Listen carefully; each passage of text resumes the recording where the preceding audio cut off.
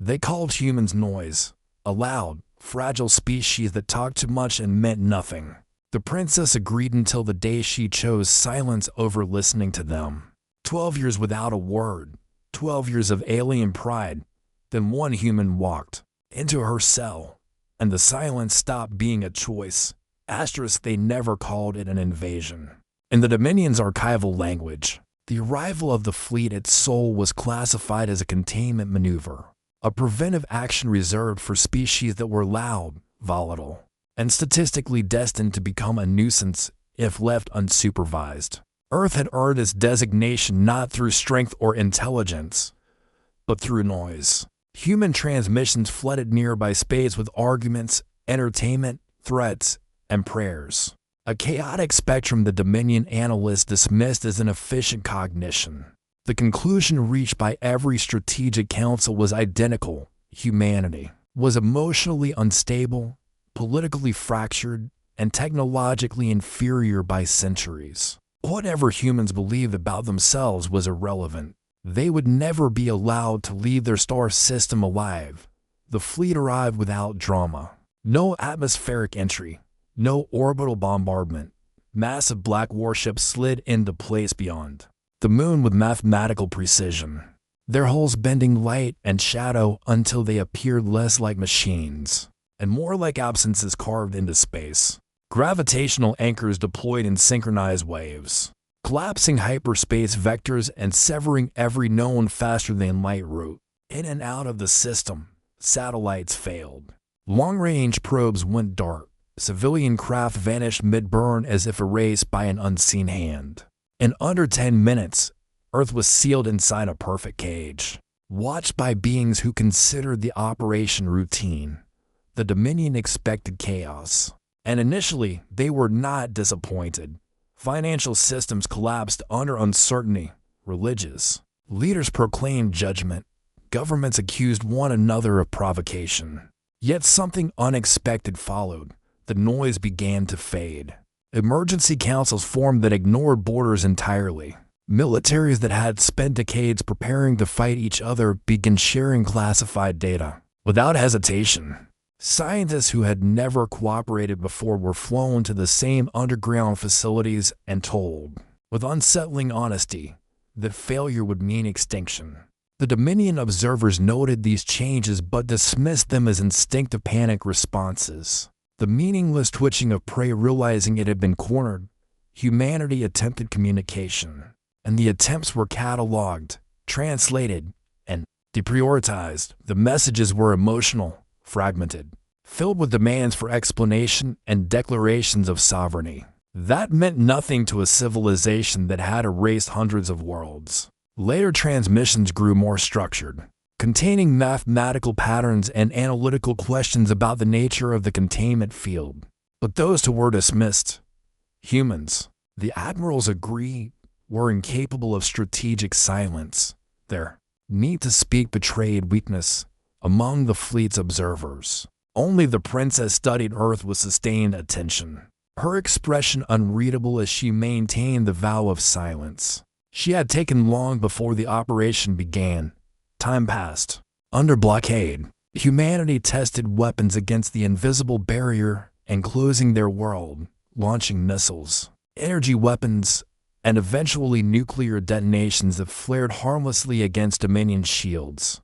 Each failure was observed, recorded, and categorized as confirmation of inferiority. Casualties mounted during these experiments. But humans did not stop. Instead, they altered their approach. Rather than attempting to break the containment, they began to measure it. Sensors were recalibrated, probes were redesigned to die slowly, feeding data until the last possible moment. Entire crews volunteered for missions that leadership privately admitted had no chance of success, and still the volunteers came in numbers that defied probability. Deep beneath the planet's surface, programs were initiated without public names or political oversight. Old rivalries were set aside with ruthless efficiency. Research teams dismantled decades of assumptions about physics, not because they believed they could surpass the Dominion, but because survival demanded that they understand the rules their enemies took for granted. the Dominion failed to see the significance of this shift. From their perspective, Earth was growing quieter, more subdued, finally internalizing its insignificance. The analysts mistook silence for surrender, never considering that humans often became most dangerous when they stopped speaking. The first anomaly registered as a sensor error. One Dominion warship, positioned at the outer edge of the blockade ring, ceased transmitting telemetry without triggering any damage alarms. Moments later, its mass signature vanished entirely, leaving behind the localized gravitational distortion that rippled outward and forced nearby vessels to adjust position.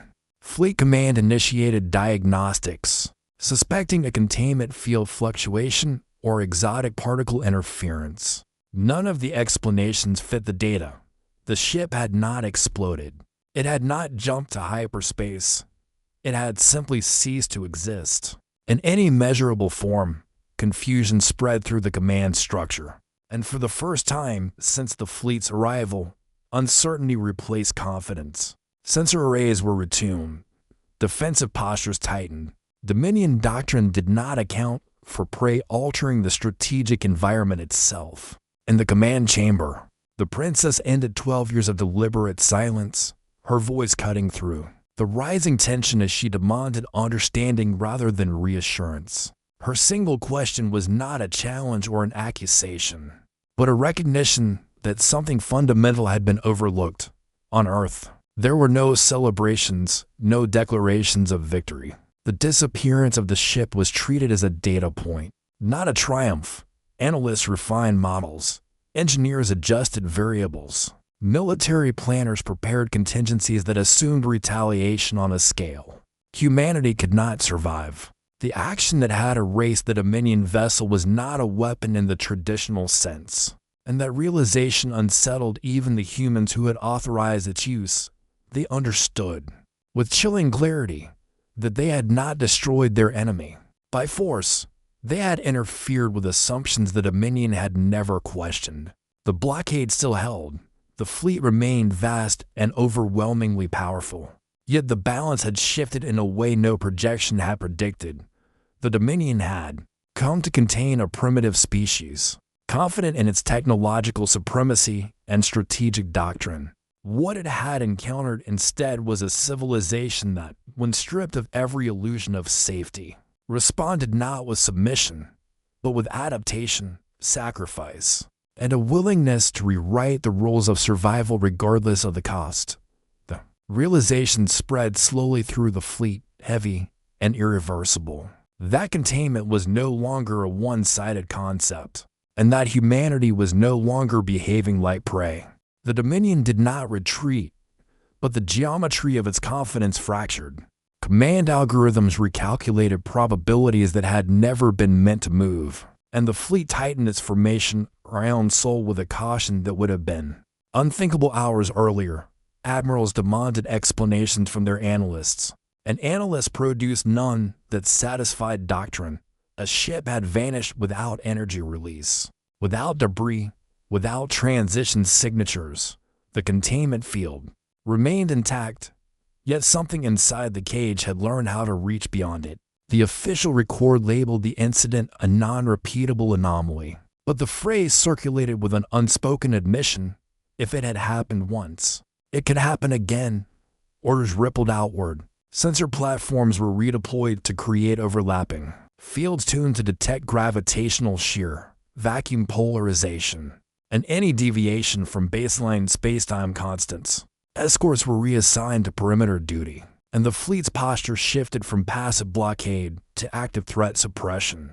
The change was subtle, but it was there. A tightening of fingers around a weapon that had never been drawn. The princess watched the maneuvering with narrowed eyes, aware that the Dominion's greatest vulnerability was not technological but philosophical. Their systems were optimized to dominate, not to adapt, and the disappearance of a single ship had exposed that limitation like a hairline crack in crystal. On Earth, the response was colder. The event was classified above nuclear secrecy, and only a fraction of the planet's leadership knew what had been attempted, let alone what had succeeded. The phenomenon was not called a weapon in briefings. It was referred to as a condition. Engineers spoke of resonance windows and induced asymmetries, of forcing space-time to disagree with itself long enough for mass to lose meaning. The mathematics were unstable, the margins razor-thin. Each activation consumed resources humanity could not easily replace, and each carried a probability of catastrophic failure. That would erase everything within the local region. The decision to attempt it again was not taken lightly, but neither was it delayed.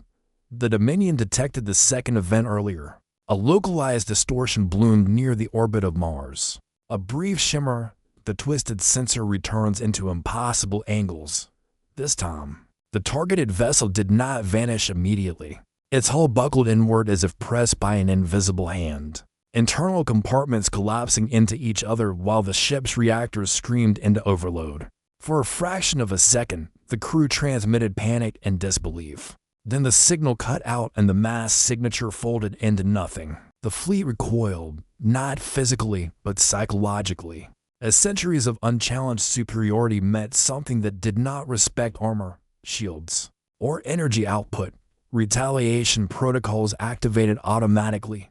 Precision strikes were authorized against human orbital infrastructure, not to destroy Earth outright, but to reassert control and punish defiance. Lances of coherent energy speared through space, vaporizing satellites and research stations with surgical efficiency.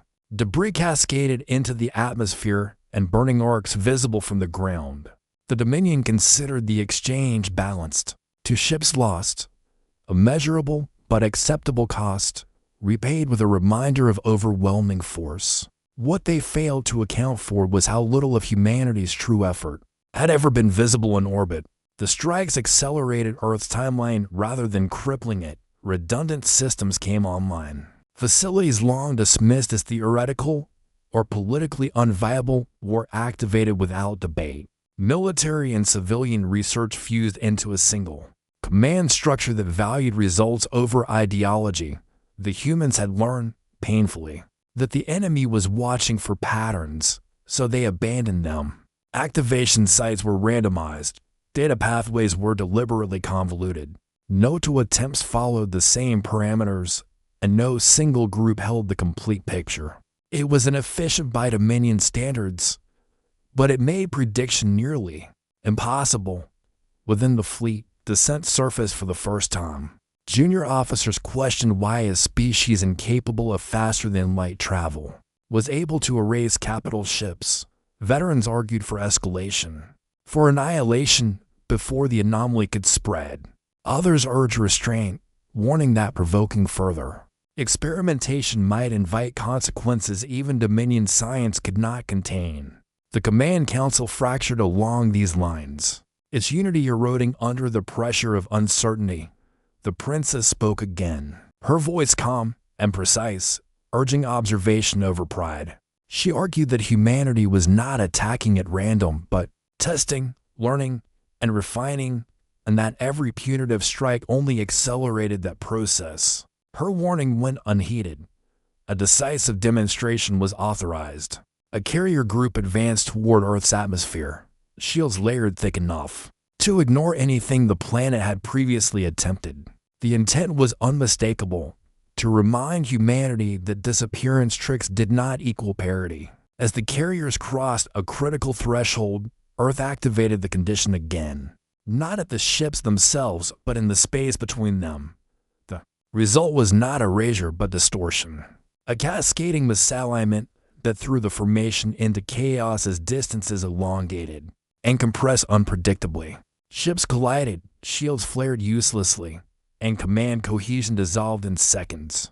The Dominion recovered control and withdrew the surviving vessels, but the damage was done.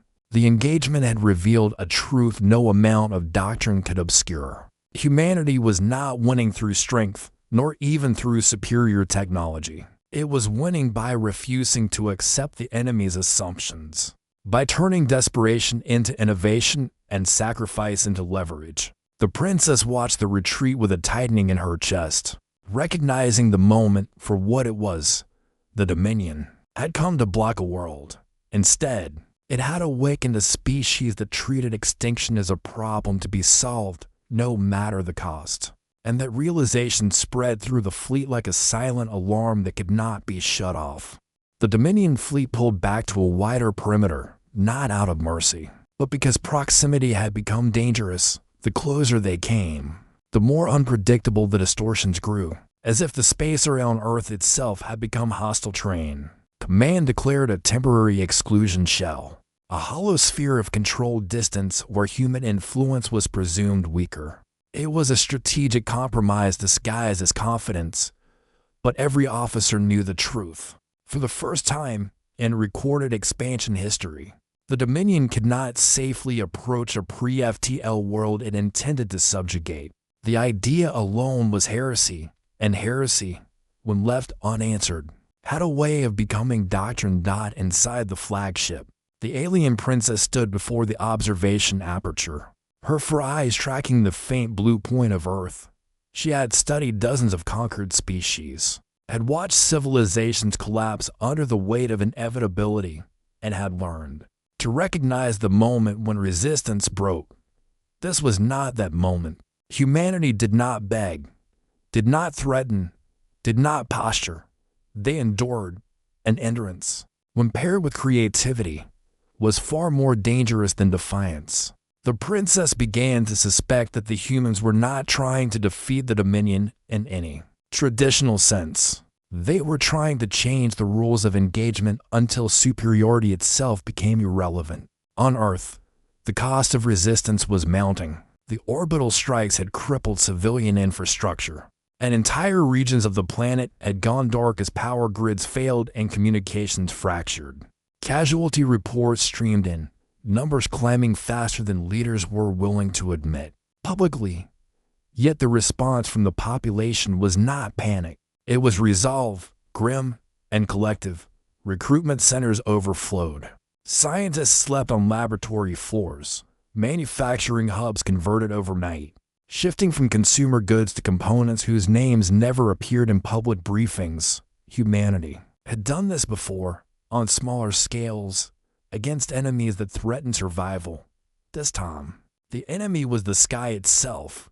The anomaly condition evolved. What began as a desperate manipulation of space-time became a broader discipline, a framework rather than a weapon. Researchers discovered that the distortions left residual effects, subtle scars in local reality that could be exploited. Navigation became unreliable for Dominion ships passing through affected zones. Their inertial references skewed just enough to introduce error. Targeting solutions degraded.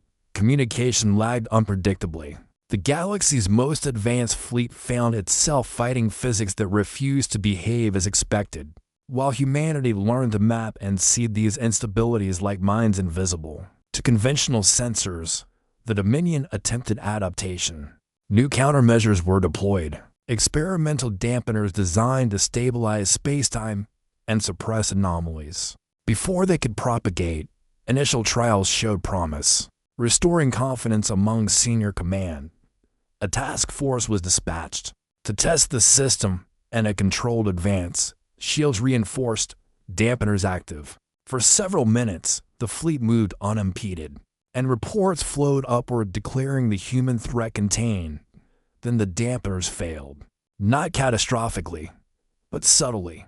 Their stabilizing fields interacted with the residual distortions in ways no simulation had predicted, amplifying rather than suppressing the effects. The result was confusion layered on terror. Ships drifted out of formation as relative distances shifted without warning. A destroyer emerged from a localized distortion with half its hull inside out. Crew compartments exposed to vacuum and grotesque spirals. Another vessel found its internal gravity reverse mid-maneuver, smashing crew against ceilings as control systems fought each other to regain authority. None of it resembled an attack. There were no incoming weapons, no visible source of damage. The fleet was being unmade by the environment itself, and that environment had been shaped by human intent. From Earth's perspective, the engagement was monitored in silence. There were no cheers in the command centers, no celebration at the suffering of alien crews, only grim acknowledgement that the strategy was working and that its success demanded further sacrifice. Each deployment strained the planet's energy reserves, forcing difficult choices about which cities would go dark. To power the next activation, leaders signed off on those choices with shaking hands, knowing the faces behind the numbers. Humanity's advantage was not that it could endure pain indefinitely, but that it was willing to distribute it across itself to buy time. The princess pressed for a halt. She addressed the council with uncharacteristic urgency, arguing that continued escalation would only deepen the instability around Earth and beyond, potentially contaminating navigable space for generations. She proposed negotiation, not surrender, but recognition of a boundary that should not be crossed. Her words were met with cold skepticism. The Dominion had never negotiated under duress with a species it considered inferior. To do so now would signal weakness to every client race and rival power watching from the shadows. Pride, once again, outweighed prudence. The next strike was meant to end it. A concentrated barrage aimed not at infrastructure but at Earth's population centers. A calculated atrocity designed to break morale and force capitulation. As targeting arrays locked on, the anomaly condition activated in a new configuration, not focused, but expansive. Space around the fleet warped into a lattice of shifting vectors. Distances stretching and collapsing in chaotic waves, energy beams fired into nothing, emerging light seconds away or looping back toward their origin. One by one, Dominion ships vanished from sensor readouts, not destroyed, but displaced into unknown coordinates beyond recovery. When the distortions finally subsided, the fleet was diminished and scattered, its cohesion shattered beyond immediate repair. Earth still stood, wounded but unbroken, its sky filled with debris that testified to both loss and survival. The Dominion, for all its power, had been forced into a realization more terrifying than defeat. Humanity was not merely resisting. It was rewriting the battlefield, and every moment the conflict continued. The galaxy drifted closer to a reality shaped by a species that refused to accept extinction. As an outcome, the Dominion did not retreat. It reorganized, which in Dominion doctrine was far more dangerous. Retreat admitted failure, reorganization implied intent. Surviving vessels regrouped beyond the anomaly's outer influence, forming layered command. Clusters designed to isolate damage and prevent cascading losses. New protocols were issued that stripped individual captains of initiative, locking every maneuver behind centralized authorization. The fleet became slower, more cautious, less elegant, but also harder to fracture. To the Dominion, rigidity was safety. To humanity, it was an exploitable weakness waiting to be stressed until it cracked. Earth felt the change. Immediately orbital, pressure eased, but the psychological weight intensified. The enemy was no longer lashing out blindly. It was studying, measuring, adapting in its own way. Human intelligence agencies intercepted fragments of Dominion tactical chatter and confirmed what leadership feared most. The aliens were no longer trying to win quickly. They were willing to starve Earth into submission, to hold the planet in a slow choke while preventing escape or reinforcement. The Dominion believed, favored empires that did not bleed. Humanity answered with motion. Evacuation corridors were open not outward, but inward, drawing populations into hardened subterranean cities and arcologies buried beneath bedrock and ocean. Entire coastlines were abandoned as civilians vanished underground, leaving behind automated decoys broadcasting false heat signatures and population data. The planet became a shell layered with misdirection, a world that looked alive from orbit while its true heart retreated into depths. The Dominion had never needed to penetrate before. Humanity was not hiding. It was compressing itself, condensing will and resources into something denser, more resilient. The anomaly framework evolved again, but this time not as a defensive measure. Human strategists recognized that large-scale distortions invited countermeasures and consumed irreplaceable energy. Instead, they shifted to micro-instabilities, precise, Transient distortions seeded along predicted Dominion patrol routes. These were not meant to destroy ships outright. They were meant to disrupt timing by fractions of a second, to desynchronize fleet elements that depended on perfect coordination. Dominion formations began to drift apart imperceptibly. They're centralized.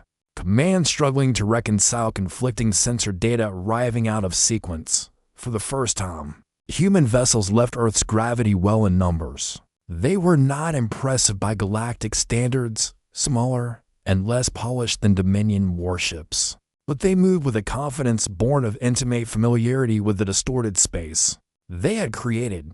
These ships did not engage directly.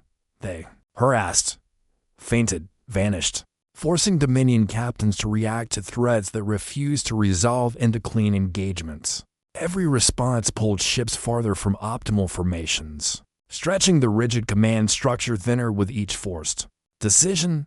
The Dominion struck back where it believed humans weakest: logistics. Supply convoys were targeted with ruthless efficiency, and orbital platforms that fed the subterranean cities were destroyed one by one.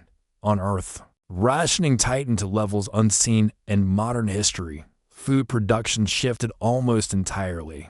Underground, energy consumption was slashed, and entire industries were sacrificed to maintain anomaly research and fleet operations. Protests flared briefly, then faded, replaced by a grim acceptance that survival demanded collective suffering. Humanity had always been divided in times of comfort. Under existential threat, it discovered unity with terrifying speed. The alien princess watched these developments with growing unease. Dominion intelligence framed human behavior as desperation, but she saw something else taking shape.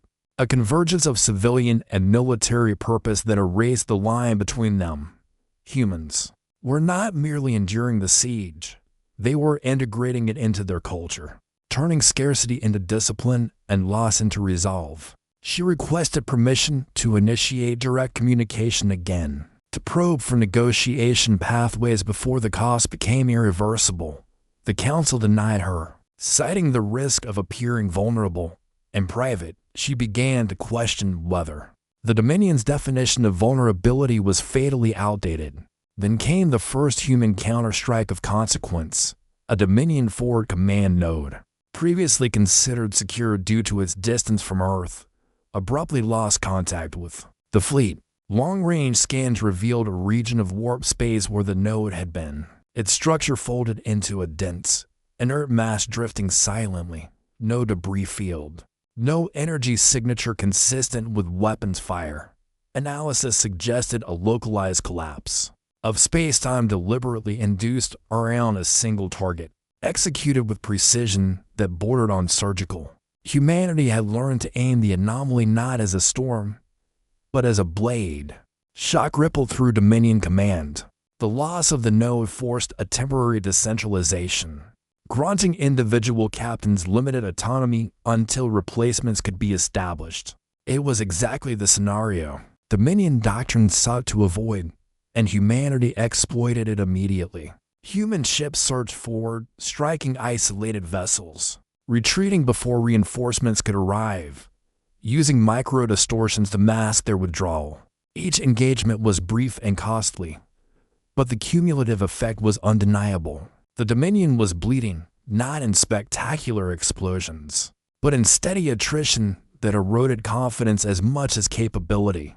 On Earth, leaders authorized the next phase with heavy hearts. What humanity was doing could not be undone easily. The distortions seeded across local space were beginning to interact in unpredictable ways, creating regions that might remain hazardous long after the war ended.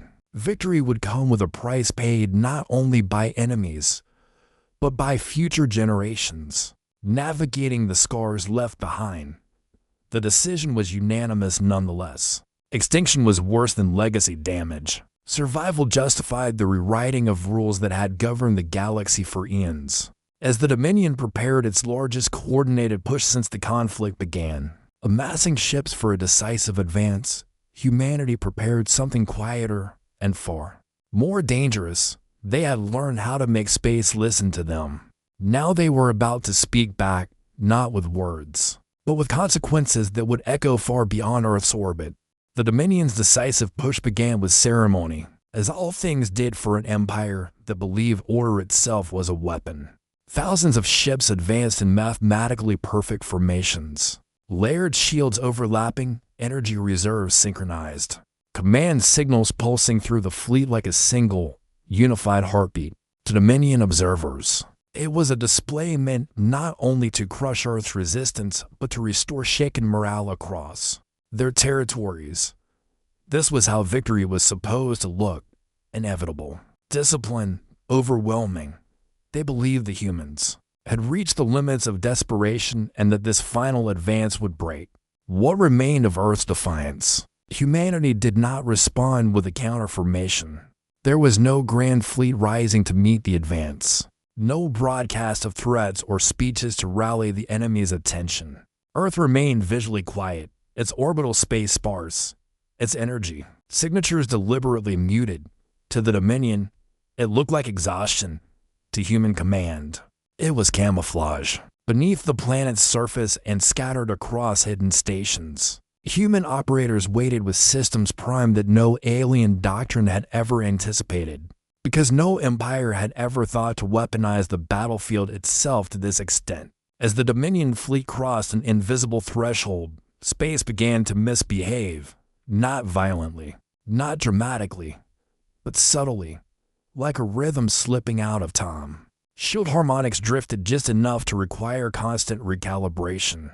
Weapon targeting solutions lagged by microseconds that accumulated into missed firing windows. Engines responded a fraction too late to course corrections. Individually, these anomalies were trivial. Collectively, they were devastating. The Dominion fleet, designed to operate as a perfect machine, found itself grinding against invisible resistance at every level of function. Then the human counterstrike unfolded, not as a single blow, but as a cascading sequence of failures.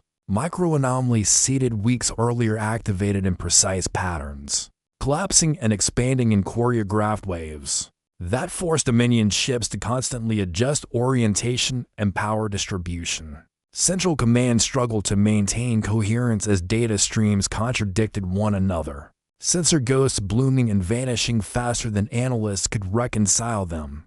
For the first time, Dominion captains began making decisions without full confirmation, relying on instinct rather than doctrine, and that was when mistakes multiplied.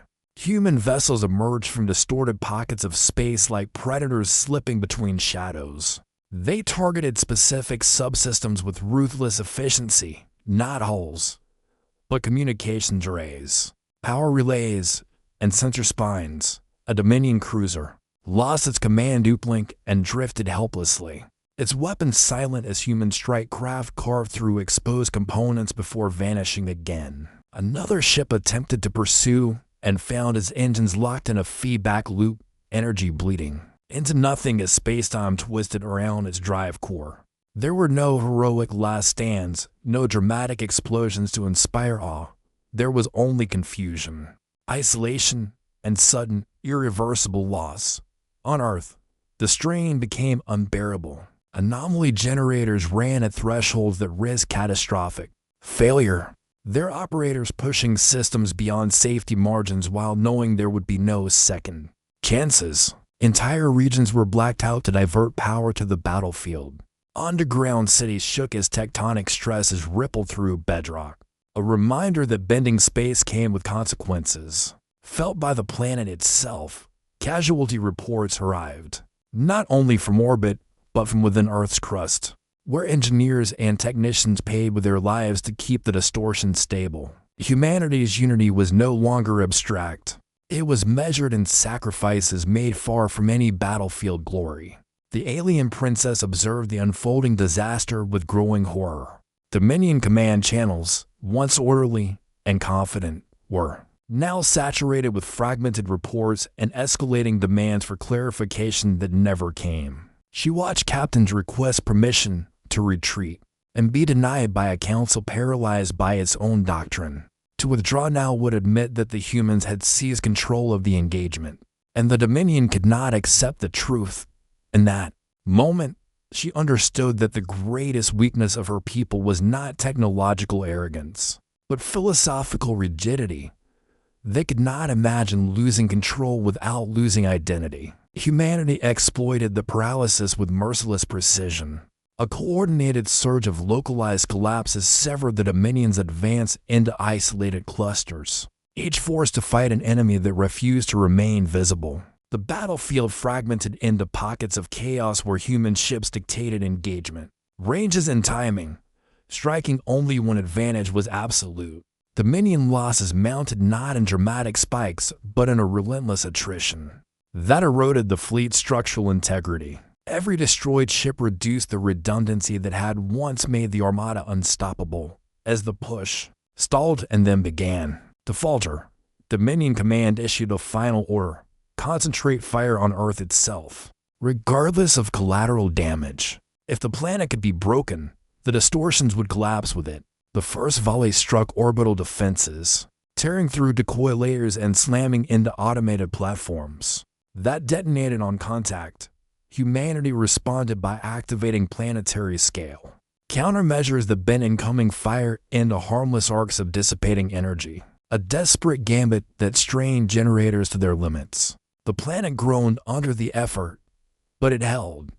By the end of the engagement, the Dominion's grand advance had become a fragmented retreat in all but name. Ships limped back beyond the anomaly field, their numbers visibly reduced, their formations ragged and uneven. For the first time since the invasion began, the alien armada did not look invincible. It looked wounded. Humanity had not merely survived the Dominion's greatest push. It had reshaped the terms of the war, proving that even a galaxy-spanning empire could be forced to fight on human terms, whether it understood them or not. The Dominion fleet regrouped far from Earth, battered, confused, and visibly shaken. Their triumph, once assumed inevitable, had become fragile. Fleet commanders convened in a massive flagship chamber, its walls aglow with status monitors and battle maps tracking every loss. Discussions that had always been ceremonial now carried urgency tinged with fear. The alien princess, still present, argued again for caution, but the council remained unmoved. They had underestimated the humans, and admitting such an error risked political ruin. Hubris, once the source of confidence, had transformed into a shackle that limited their response options. Every moment they delayed, humanity tightened its grip on the battlefield without ever leaving the surface of the planet. Earth's response, in contrast, was silent and methodical. There was no celebration. There was only planning, calculation, and the quiet resolve of a species that had faced annihilation before and emerged stronger. Underground command centers buzzed with activity. Scientists coordinated with engineers, civilian experts, and military officers, orchestrating the next phase of the planetary defense with precision that defied the Dominion's expectations. Anomaly generators, now operating in tandem across multiple global sites, created layered distortions that allowed humans to manipulate space itself. Dominion ships that approached risked vanishing or becoming entangled in warped pockets of reality, engineered to disorient, mislead, and isolate. The alien princess could see the logic forming in human actions, and for the first time, she felt unease. Humans were not simply defending. They were transforming the battlefield into a weapon of unprecedented complexity. Their decisions were guided by strategy and intuition, tempered by sacrifice. Entire populations contributed without hesitation, understanding that each inconvenience or personal loss fed a larger goal: survival and ultimate dominance. The Dominion, trained to anticipate brute force, now struggled against ingenuity paired with relentless discipline. The humans were not just reacting, they were dictating the terms of engagement. Then came the first full-scale human orbital sortie. Fleet compositions were modest in size compared to Dominion standards, but every ship was precisely positioned to exploit weaknesses created by the anomalies. They struck not to destroy, but to destabilize. Energy grids, communications nodes, and shield harmonics were targeted, each disruption cascading through the Dominion formation. Ships began drifting out of alignment, their coordination compromised, while human pilots moved fluidly through distorted space, slipping between invisible cracks that no alien training had ever accounted for. The engagement was surgical, ruthless, and terrifying in its efficiency. Meanwhile, on Earth, the cost of the counter-offensive became clear. Power systems were pushed beyond safe limits, forcing regions into control blackouts. Civilian casualties, though minimized, were unavoidable. Engineers and technicians worked in extreme conditions, some sacrificing their own safety to ensure that generators maintained the energy flow required to sustain the anomalies. Humanity's resolve was measured not just in victories, but in the willingness to absorb hardship collectively, to endure pain strategically, to turn suffering into a weapon that strengthened rather than broke them. The Dominion attempted adaptation. Once more, new protocols were enacted to synchronize fleet systems with predicted anomaly fluctuations.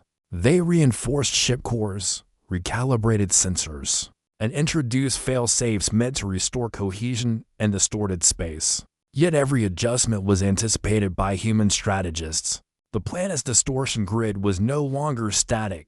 It was responsive, shifting in real time. Learning from Dominion reactions and exploiting every tactical correction, ships attempting to maintain formation were subtly nudged into misalignment.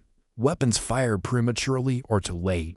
Engines misfired, propulsion vectors warped, errors accumulated silently, invisibly. But their effect was catastrophic. The alien princess watched in disbelief as a single human vessel slipped through a breach she had deemed impossible. It penetrated the Dominion's central command cluster undetected, releasing a pulse of localized distortion that temporarily disabled shielding and communications across multiple capital ships. The effect was immediate. The flagship's energy grids overloaded, smaller vessels lost cohesion, and the fleet began to fray under pressure. Humans did not follow up with a direct attack. They didn't need to. The disruption was sufficient to force the Dominion into defensive maneuvers, breaking formations and creating gaps that would have been exploited by any competent predator. Humanity's genius lay in subtlety. They had learned that overwhelming force could be anticipated and resisted, but an intelligent, adaptive application of limited force created uncertainty, and uncertainty shattered the confidence of even the most advanced invaders.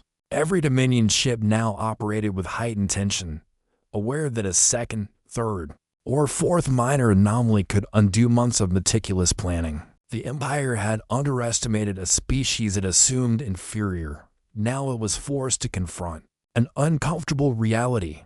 Human adaptability, intelligence, and unity had redefined the battlefield. The war was far from over, but the narrative had shifted. Humans were no longer prey. They were predators in a war they had never been expected to wage with such precision, cruelty, and inevitability. The Dominion Council, stubborn and proud, refused to acknowledge the scale of their misjudgment. They classified the disruption as an anomaly, a fluke, something temporary that could be corrected with stronger discipline and reinforced protocols. Fleet formations were reorganized with increased rigidity. Each ship locked into position with minimal autonomy. In theory, this would restore order. In practice, it made them predictable. Humanity, always watching, had already calculated the implications. Every increase in alien rigidity magnified their vulnerability, and humans moved with the calm efficiency of predators shaping a trap that the Dominion could not perceive until it was too late. On Earth, preparations accelerated. The anomaly generators, now operating as a networked lattice across multiple continents, were enhanced with feedback loops that allowed real-time adjustment to Dominion countermeasures. Human engineers slept in shifts measured not by hours but by the pulse of the conflict, their bodies and minds calibrated to maintain vigilance across a planet-wide defense network. Civilian populations, though largely unaware of the technical details, contributed through rationing, resource allocation, and even volunteer service and underground facilities. Humanity's unity was no longer abstract. It was a palpable force shaping the battlefield at every level. The first decisive human strike in this new phase was surgical, devastating, and psychologically shattering. A squadron of human warships slipped through a pocket of distorted space, emerging undetected within range of Dominion command vessels. Without warning, a pulse of spatial disruption cascaded across their systems, severing communications, scrambling targeting arrays, and inducing microgravitational instabilities within critical reactors. Capital ships, proud symbols of Dominion superiority, began to drift uncontrollably, weapons silent, engines misfiring, as crews struggled against forces that no simulation could have prepared them for. The princess, observing from the flagship, felt a cold dread she had never known. These humans were not merely defending, they were rewriting the laws of engagement themselves. The Dominion attempted retaliation, but every maneuver was anticipated, every adaptation countered. Humans exploited microanomalies to create zones where alien sensors failed, weapons misfired, and formations collapsed in elegant chaos. Smaller human vessels harassed, fainted, and disappeared, turning the battlefield into a fluid trap. Every misstep by the Dominion was amplified, every error magnified across the fleet. The humans did not need to destroy every ship in a single strike. They only needed to make the alien armada unstable, unpredictable, and fearful of its own shadow. The Empire's greatest strength, its precision, had become its greatest liability. Back on Earth, the cost was steep but calculated. Energy systems groaned under the strain of global anomaly networks, forcing temporary blackouts and redirecting power from non-essential infrastructure. Engineers, scientists, and military coordinators worked tirelessly, often in life-threatening conditions, to maintain the delicate balance between effective offense and planetary survival. Each sacrifice was acknowledged. Each risk weighed with the understanding that survival demanded discipline, ingenuity, and resilience. Humanity had embraced hardship as a tool, turning endurance into weaponized strategy. The alien princess, witnessing these events, began to question everything she had been taught. The Dominion doctrine emphasized superiority, predictability, and control. Humanity was unpredictable, relentless, and, above all, adaptive. Every time she thought she understood their strategy, they shifted, emerging from what should have been traps unscathed, turning disadvantage into advantage. For the first time, she recognized a species that could not merely be conquered by force, a species whose survival instincts had been honed into a form of tactical mastery that rivaled any technology the Dominion possessed. As the engagement continued, Dominion ships were forced into retreat, fractured into isolated clusters unable to support one another. Communications loops were disrupted, command hierarchies strained, and the fleet's cohesion began to dissolve. Every vessel that survived the micro-anomalies carried the weight of fear, confusion, and the knowledge that their so-called superiority had been challenged by something no empire had ever anticipated. Human ingenuity applied with ruthless precision. Humanity had proven that even an inferior technological presence could dominate through intelligence, coordination, and sacrifice. By the end of this phase, the Dominion fleet had lost more than ships. It had lost confidence, pride, and certainty. What remained was a shadow of the empire that had arrogantly believed Earth would submit, a reminder that intelligence, adaptability, and unity could topple even the mightiest armadas. The humans, battered but unbroken, had transformed their planet into both shield and sword, turning Earth itself into the ultimate weapon against an invader that had never understood them. Victory was not yet complete, but the trajectory was irreversible. Humanity had seized the initiative, and the Dominion had no choice but to reckon with the terrifying reality that they had underestimated a species that refused to be defeated. The story continues beyond this, but after Part 7, the Dominion is on the brink of total collapse. Humanity has demonstrated dominance and ingenuity, and the narrative tension is at its peak. Full story completion will require Parts 8 to 10 to conclude the victory and provide a chilling resolution for the aliens. The Dominion, desperate to regain control, attempted one final concentrated assault. Thousands of ships formed a wedge aimed directly at Earth's most heavily defended orbital zones, their weapons charged and ready to obliterate anything in their path. Dominion commanders, desperate to restore honor, pushed crews beyond exhaustion, imposing rigid orders that stripped captains of initiative. They believed that overwhelming force could force submission, that sheer numbers and firepower would break the humans at last. What they did not account for was humanity's mastery of space itself, and their ability to weaponize the planet as a system rather than a surface. Earth had become more than a world. It was a sentient battlefield, alive with anticipation, precision, and deadly patience. Human strategists observed the wedge advance, noting micro-fluctuations in alien movement, small but telling deviations that revealed the fleet's over-reliance on rigid command protocols. Using anomaly networks seeded months earlier, humanity activated layers of distortion that fractured the wedge. Before it reached optimal firing range, energy signatures from the Dominion ships began to drift, shields oscillated unpredictably, and weapon targeting arrays misaligned. Small human strike teams, using faster-than-expected trajectories through warp space, emerged from invisible pockets to harass vulnerable points, disappearing before reinforcements could respond. Each engagement was brief, devastating, and demoralizing, and the effect rippled throughout the Dominion armada. On the planet, civilian populations watched anxiously from hidden observatories as orbital scanners confirmed the unfolding chaos. Engineers adjusted anomaly generators in real time, synchronizing distortions across multiple continents to create precise, cascading interference zones. Power grids groaned under the strain, but the system held. Humanity had learned to balance survival with offense, turning risk into a weapon and demonstrating that coordination, ingenuity, and sacrifice could overwhelm raw technological superiority. Underground cities became nerve centers of strategy, where every decision, every pulse, every flicker of energy mattered in shaping the battlefield above.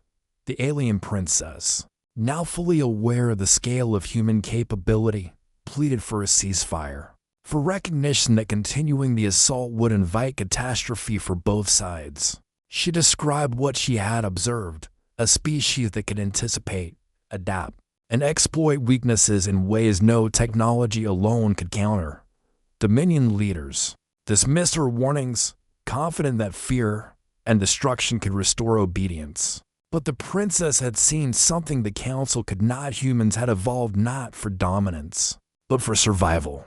And their definition of survival included turning the battlefield itself into a weapon, a concept alien doctrine could not comprehend. The first decisive collapse occurred when a Dominion command cruiser, heavily shielded and at the apex of the wedge, was immobilized by a precise spatial distortion. Microanomalies induced internal feedback in its power core, creating localized gravitational turbulence that disrupted propulsion and navigation systems. As the cruiser drifted helplessly, human strike craft targeted critical subsystems with surgical precision. Engines, weapons, and communications were neutralized without a single catastrophic explosion. An almost clinical dismantling that left the vessel intact but completely ineffective. Dominion captains, watching this unfold, were forced to confront a terrifying truth. The humans could destroy control without destruction, and they understood space and strategy in ways that transcended brute force. The collapse spread. One by one, ships lost alignment, formations disintegrated, and coordination failed. Humans exploited each weakness with near-predictive accuracy, striking, vanishing, and striking again. There were no dramatic heroics, no last-ditch sacrifices for show. Every movement was measured, every strike calculated, every withdrawal timed.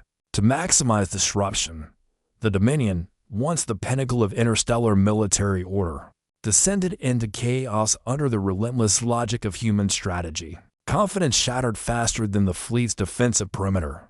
On Earth, victory was recognized not with celebration, but with grim acknowledgement of the cost. Generators operated at their limits, structural stresses tested subterranean cities, and resources were strained to support continued operations. Every operator, every engineer, every strategist played a part in a vast, coordinated effort that blurred the line between civilian and military. Humanity had turned necessity into weaponized innovation, sacrifice into strategic advantage. The planet itself was alive with purpose, a fortress and a spear simultaneously, proving that the strength of a species could reside not in technology alone, but in unity, ingenuity, and unyielding resolve. By the end of the engagement, the Dominion wedge had fractured entirely. Ships drifted in isolation, command hierarchies collapsed, and the Armada's cohesion was irreparably broken. The alien fleet, once an unstoppable juggernaut, had been undone not by superior numbers or firepower, but by human adaptability, cunning, and willingness to endure hardship as a weapon. Humanity had seized the initiative completely, forcing the aliens to retreat into deep space, battered and humiliated. The galaxy would remember this as the moment the humans, underestimated and mocked, became an unstoppable force, proving that survival, intelligence, and unity were more lethal than arrogance or technology. The remnants of the Dominion fleet drifted through fractured space, crippled, disoriented, and visibly shaken by a species they had once considered inferior. Across the galaxy, commanders and politicians debated in disbelief, struggling to reconcile reports of human ingenuity and coordination with centuries of arrogance. No empire had anticipated a foe that combined patience, intelligence, and ruthlessness in a single, unified species. On Earth, humanity did not gloat. There was no triumphal broadcast, no grand display of victory. Their focus remained sharp, calculating, and deadly, because survival had always demanded vigilance, and domination required restraint paired with precision. As the alien princess observed from the flagship, she finally understood the scope of human capability. These were not chaotic, emotional beings as her people had assumed. Humans thought several moves ahead, sacrificing individual comfort, health, and even life to maintain strategic advantage. They could weaponize their planet, manipulate space itself, and operate as one seamless organism when required. Every failure the Dominion had suffered was a consequence of underestimating intelligence. Wrapped in unity and discipline, in the aftermath, she realized that humanity's dominance was not an accident. It was deliberate, inevitable, and terrifying in its subtlety. The final human counteroffensive was almost invisible. Small, precise strikes disrupted Dominion recovery operations, severing critical energy links, destabilizing propulsion arrays, and leaving the alien ships to drift helplessly. Every attempt to regroup was met with a cascade of micro-anomalies, distortions, and ambushes that fractured morale and shattered discipline.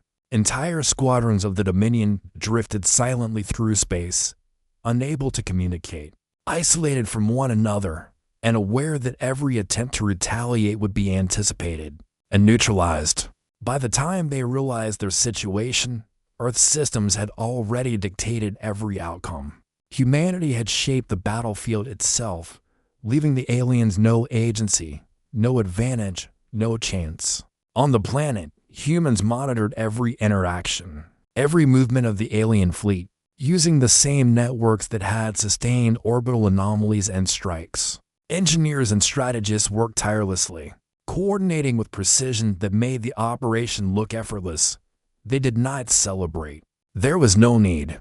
The demonstration of dominance was enough. Every citizen understood that survival required focus, and that focus, when applied collectively, could overcome overwhelming force. Humanity had taken control of not just its planet, but of the narrative of the battle, forcing an entire empire to submit silently to their intelligence, strategy, and unity. The Dominion commanders convened one final time, desperate for answers. They had underestimated humans, misjudged their resilience, and failed to account for their ingenuity. Reports poured in detailing failures across every echelon of the fleet, shattered formations, disabled command ships, isolated vessels drifting helplessly through distorted space.